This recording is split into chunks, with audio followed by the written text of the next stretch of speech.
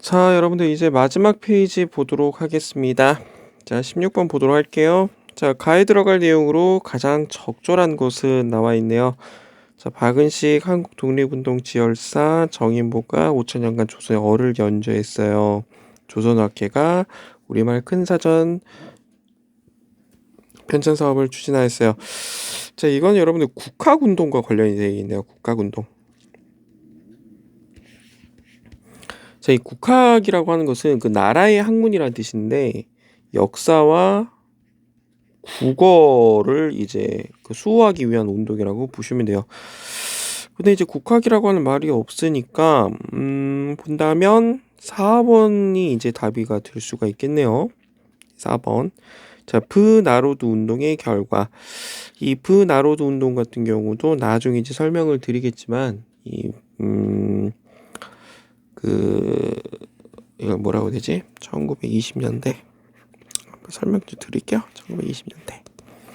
자, 1920년대 일제 같은 경우에 무슨 통치를 했었죠? 여러분들, 소위 문화 통치라고 하는 방법을 택했을 겁니다. 그렇죠? 문화 통치. 겉으로는 이제 문화 통치라고 읽지만 그 실질적으로는 민족 분열 통치라고 보시면 돼요. 그러니까 친일파를 양성해가지고 친일 그 민족끼리 서로 싸움을 붙이는 아주 고등적인 그 술책이라고 할 수가 있겠죠. 자, 어찌됐든 이 앞전에 1910년대 무단 통치보다 좀 그래도 숨통이 트인 거는 사실입니다. 숨통이 트였어요. 그래서 우리 민족은 이제 이전보다는 좀 숨통이 트인 상태에서 독립운동을 해가게 됩니다. 그 중에 대표적인 방법이 실력 양성 운동이에요. 실력 양성 운동. 일단은 우리의 실력을 키우고 나서 실력이 키워지면 그 다음에 이제 일본이 저항하자라고 하는 것이 실력 양성 운동이라고 할 수가 있겠습니다. 이 실력 양성 운동은 크게 세 가지 방향에서 나타나는데요. 첫 번째가 바로 물산 장려 운동. 우리 물건 우리가 만들어서 쓰자. 국산품 애용 운동이라고 보시면 되겠습니다. 두 번째가 바로 문자 보급 운동.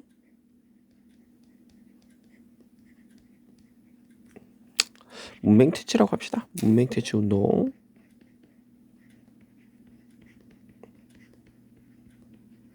자, 세 번째가 밀립대학 설립운동이라고 할 수가 있어요. 밀립대학 설립운동. 자, 물산장려운동은 아까 전에 평양에서 시작됐다 그랬었죠. 조선물산장려회 조만식이라고 하는 사람이 평양에서 이제 시작된 운동이라고 할 수가 있고, 밀립대학 설립운동은 대표적으로 이상재 선생님이 계시는데 우리 힘으로 대학을 설립하자라고 하는 운동이라고 할 수가 있어요. 근데 이 밀립대학 설립운동은 일본이 경성제국대학을 이제 설립하죠. 오늘날의 뭐 서울대 이제 전신이라고 볼 수가 있는데 그것을 통해서 좌절이 됐습니다. 자, 이 문맹 퇴치 운동 같은 경우는 문맹 말 그대로 글을 모르는 사람을 퇴치하자라고 하는 운동이에요. 이 문맹 퇴치 운동은 주로 언론사들을 중심으로 이루어지게 됩니다. 그래서 동아일보와 조선일보가 있었는데 이 동아일보 같은 경우에는 브나로드 운동 이게 여러분 러시아 말로 이제 민중 속으로라고 하는 뜻을 가지고 있다고 합니다.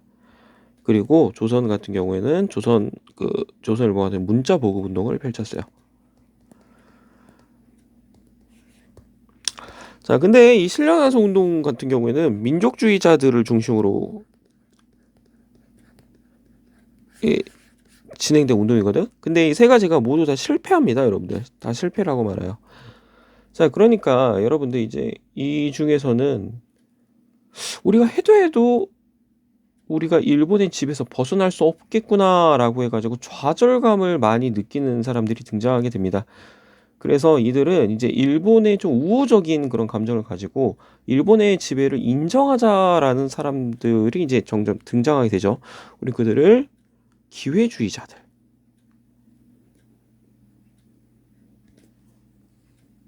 기회주의자. 그리고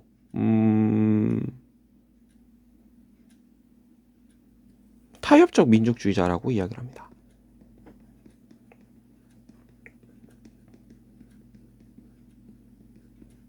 그래서 저는 줄여서 타민이라고 얘기를 할게요.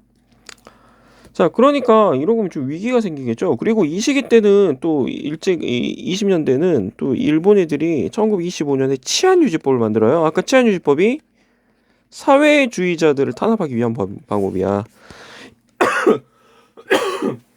그러니까 치안유지법으로 인해서 사회주의자들이 어려워지고, 그리고 민족주의자들도 지금 타협적 민족주의자들이 나와서 어려워지고, 그러니까 여기 타협하지 않는 애들이 비타협적 민족주의자들이라고 하거든.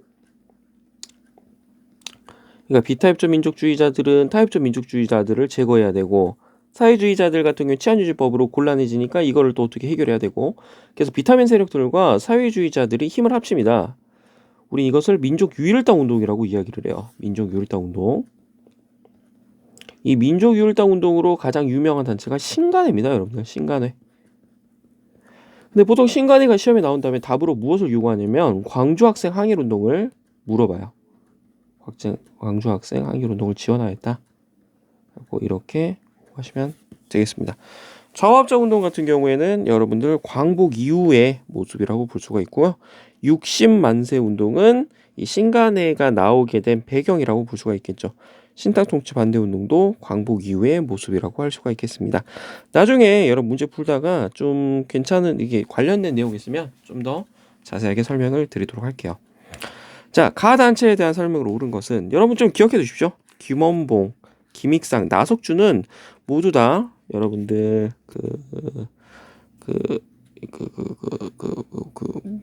큰일 났다. 무슨 단체지 그게? 와, 큰일 났다. 그치, 의열단이죠, 의열단. 큰일 났네. 요즘 생각이 잘 안 나네. 자, 그래서 이제 의열단 같은 경우에는 여러분들 그 집단적으로 운동하는 사람들이 아니라 이게 개인적으로 뭐 주요 인물을 뭐 처단한다든지 주요 시설을 파괴하는 업무를 했던 단체가 의열단이야. 이 의열단하고 좀 비교해 주셔야 되는 단체가 한인애국단이라고 하는 단체가 있어요. 한인애국단. 자, 보통 의열단이 시험에 나온다면은 보통은 그 신채호의 조선혁명 선언이 시험에 잘 나옵니다. 조선혁명 선언. 자, 이 조선혁명 선언 같은 경우에는 어떤 뭐 폭력적 이 방법을 통해서 우리 독립을 되찾자라고 하는 운동이 담겨져 있어요. 그래서 정답은 3번이 되겠네요. 3번 좀 기억해 주세요. 자, 백오인으로 사건으로 해체되었다. 이거는 이제 신민회와 관련이 있고요. 신민회 국제보상운동. 1907년에 우리 그 국채를 이제 갑자라고 하는 운동이 되겠죠. 그래서 여성들은 가락지 팔고 남자들은 담배 끊고 집강소 이거 동학농민 운동 고종 반대태의 운동을 벌인 단체 같은 경우 대한자강회 그 애국경무 운동 단체 중에 대한자강이라고 있어요. 그 단체들이 해당이 되겠네요. 좀 기억해 두세요. 자, 의열단에 그래서 김원봉, 김익상, 나석주를 기억해 두신다면 한의애국단 같은 경우에는 여러분들 큰일 났다. 계속 생각이 안 나네.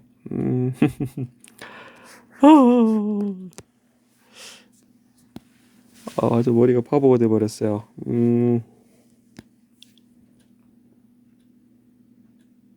이봉창 의사. 그리고 윤봉길 의사요. 이거 잘 기억을 해야 되는데 죄송합니다, 여러분들. 이봉창 의사, 윤봉길 의사 좀 잘 기억해 주시기 바랍니다. 자, 18번입니다. 자, 민주화운동에 대한 설명 옳은 거. 이거는 저희 그 EBS 하면서 여러분들 많이 들어보셨을 겁니다. 그래서 주요 키워드 이한열, 박종철, 그리고 6.29 민주화 선언, 그리고 여기서 이제 추가적으로 나올 수 있는 게 4.13 호원 조치, 그리고 구차 개헌 등이 해당이 되겠네요. 정답은 3번이 되겠죠. 3번.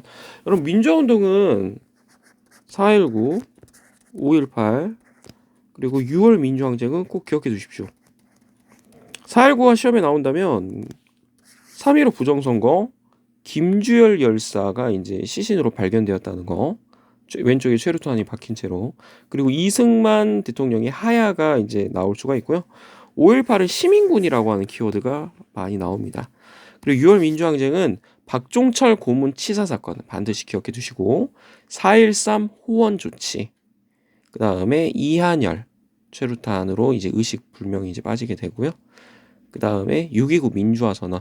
그게 이제 이 전까지는 대통령을 간선제로 뽑았어. 이게 대통령 선거인단이라고 하는 단체에서. 그런데 이제 국민들이 우리 국민들의 손으로 직접적으로 이제 대통령을 뽑겠다. 그래서 직선제 개헌 요구를 하게 되고 그것이 현행 헌법이 되겠죠. 자, 3.15 부정선거 4.19에 해당이 되겠고 신간에어 지원을 받아 확산되었다. 아까 말씀드렸죠. 광주 학생 항일운동. 군국 기무처는 1차 갑오 개혁이 해당되겠네요. 일본과의 굴욕적인 국교 정상화를 반대하다 6.3 시위에 해당이 됩니다. 1964년 6.3 시위. 자, 19번 같은 경우는 너무나 쉬운 문제죠, 여러분들. 잘 읽어보면은 이거 6.25 전쟁이에요. 국제연합 유엔군, 국군이 서울 탈환 작전. 6.25죠? 이거는 좀 따로 설명을 안 드려도 될 것 같습니다. 자유시 참변이 일어났다. 이 자유시 참변 같은 경우에는 여러분들 그 서일 장군이 이제 연합군 부대를 만들었었는데 그 사람들이 이제 러시아로 들어가는 과정에서 이제 그 무장 해제를 요구하고 그리고 그들 그 적군의 그 밑으로 들어오라고 산하로 들어오라고 하는 것에 대해서 저항하자 일어난 사건이라고 볼 수가 있겠죠. 그러니까 독립군들이 피해를 입은 사건이라고 보시면 되고요. 제너럴 쇼무노 사건은 아까는 평양 대동강에서 있었던 사건이라고 했었고 7.4 남북 공동 성명은 1972년에 있었던 그 북한과 그리고 남한과 그 어떤 그 통일 문제에 대해서 이제 의논한 거라고 할 수가 있겠죠. 7.4 남북 공동 성명이 나온다면 자주, 평화, 민족 대단결이라고 하는 키워드가 나올 수가 있고요. 작년에 어떤 문제가 나왔었냐면 이 7.4 남북 공동성명 직후에 10월 유신이 이제 발표가 됩니다. 10월 유신. 그래서 7.4 남북 공동성명 직후에 10월 유신이 발표가 되었다. 꼭 기억해 두시기 바랍니다. 자, 모스크바 3국 외상회의가 열렸다. 이거 여러분들 그 광복 이후의 문제를 한반도 문제를 논의하기 위해서 모스크바 3국 외상회의가 열린 거죠. 여기서 이제 뭐 신탁 통치라든지 한반도에 뭐 임시 민주주의 정부가 수립된다는 건지 아니면 미소 공동위원회를 추진한 것인지 이 세 가지가 결정이 되게 됩니다. 자, 마지막 20번 문제 보도록 할게요. 자, 가에 들어갈 내용으로 가장 적절한 것은 통일 문제 반드시 기억해 두시기 바랍니다. 통일은요, 남과 북이 서로 협의한 내용이 나옵니다. 그래서 7.4 남북 공동성명. 아까 자주, 평화, 민족 대단결 그리고 나서 남북조절위원회라고 하는 기구가 만들어지게 되고요. 노태우 정부 때 남북기본합의서가 나올 수가 있어요. 남북기본합의서. 그래서 노태우 정부 때 뭐 남북한이 유엔에 동시 가입했다, 한반도 비핵화 선언했다, 남북기본합의서 그럼 이 세 가지 반드시 기억해 두시고요.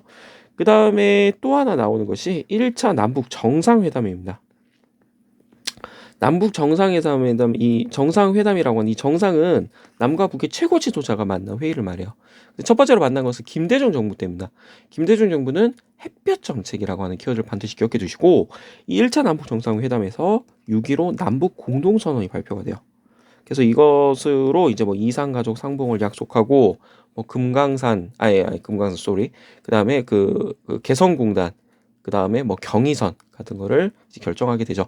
금강산 그 관광 같은 경우에는 이 1차 남북 정상회담 전부터 금강산 해로 관광이 시작이 됩니다. 그래서 이거 같은 경우에는 여러분들 김대중 정부와 관련되어 있으니까 5번이 되겠네요. 전주화약 동학농민운동, 한국광복군은 대한민국 임시정부 산하 군대라고 볼 수가 있겠죠. 50총선거는 1948년에 있었던 선거라고 할 수가 있겠고 남북조절위원회 아까 7.4 남북공동성명이라고 알려드렸습니다. 자, 이렇게 좀 짧게나마 여러분들 영상을 찍게 되었는데 시간 관계상 좀 문제와 관련된 설명밖에 해줄 수가 없을 것 같아요. 그래서 앞으로도 여러분들 모의고사 정말 많이 남았잖아요. 그때 혹시 또 어떤 문제들이 나온다면 여기서 설명하지 않은 내용들이 나온다면 계속적으로 설명을 할 생각입니다. 자, 여러분들 강의 듣느라고 정말 수고 많으셨고요. 여기에서 여러분들 이거 이외에도 궁금한 문제가 있으면 개인적으로 찾아와서 질문하시면 답변을 해드리도록 하겠습니다. 여러분들 수고 많으셨습니다.